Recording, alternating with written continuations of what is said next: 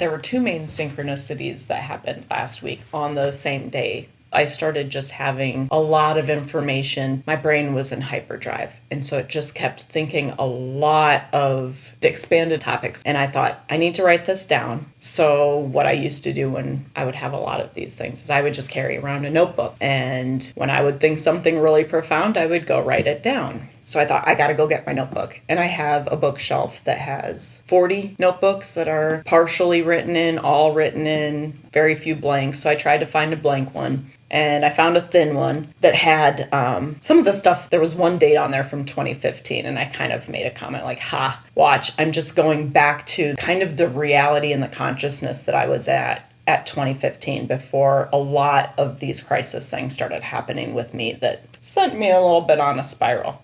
And I put it away because there weren't enough pages in it. And I figured with all the information coming in, I need a big notebook. So I grabbed this other notebook and there was one page in there and a sheet in the back. And I opened it up and it was what I was going to work on for steps out of like darkness, not being unconscious, being very unaware of a lot of my, not only intuition, but the wisdom. And so number one was recognize that your brain is not okay. And we had talked about that. Number two was come up with a mantra.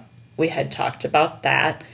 And there were like 3 or 4 things. And it was the one thing that was in this notebook. So I kind of had a chuckle and laughed that, okay, we're in the flow. And I think more of the synchronicity is just happening from engaging with other people and really listening to what they're saying. And they're validating some of the things that I've been thinking about, talking about in subjects. And so they're kind of helping me identify what the subjects are, which is a lot of self-esteem, a lot of anxiety, boundaries, and choices. I mean, choices and boundaries definitely go hand in hand with karma. Those are like, they can get really confusing. But the choices that you make definitely have an effect on your reality and what you're moving into. So make sure that you make really good choices that are based on being loving and kind to yourself. Because again, this is all about you and your own journey here. And everybody else is just reflecting what's going on in yourself.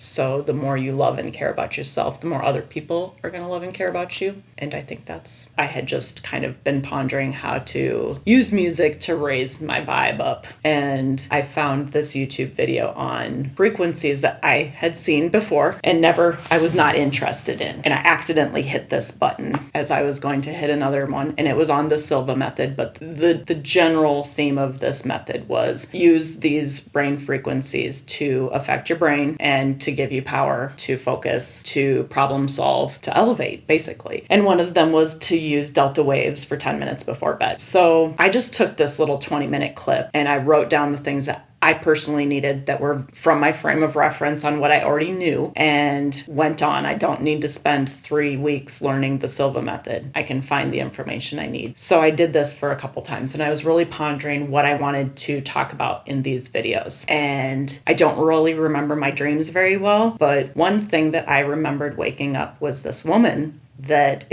she's on my Facebook and she's a friend of a friend. And I don't know why I thought of her. And it was the only thing that I can think is just a picture of her. And so I've been pondering this for the last 5 days. Like, do I reach out to this woman and say, hey, I don't know why, but I had a dream about you?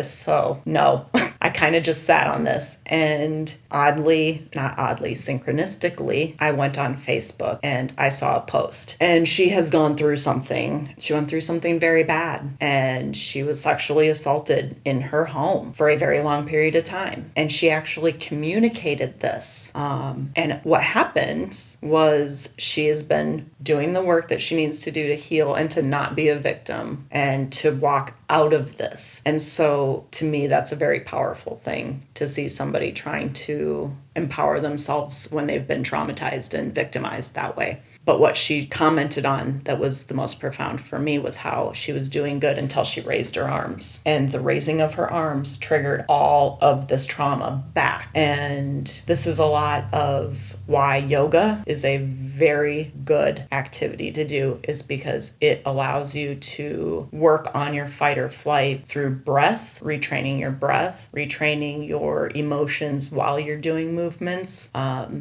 lot of massage, and what massage does is work on the deep tissue, and deep tissue is where your brain, through neuropeptides, stores a lot of our trauma and a lot of our memories of things. So massage is one of the ways that you can activate the trauma to get rid of it and to process it out of the body. So you have it up here, but you also have it in your body. The body has a brain of its own. The limbic system, the reptilian system, these are all things that the brain sends responses down. And so if we move or experience something externally that we've had associated with trauma, we can go back into these feelings where we're literally reliving it. And that is a lot of post-traumatic stress disorder. And that is something that I feel really, for a lot of people, needs a pretty good process to reprogram and to not have that triggered all the time. So I think it's also important to have compassion for people who are depressed. You know, a lot of people have just gone through a lot that they're not willing to communicate. If you don't understand depression and your brain doesn't get dysfunctional, you are lucky, but I would not judge other people, because a lot of other people do go through. Think of somebody that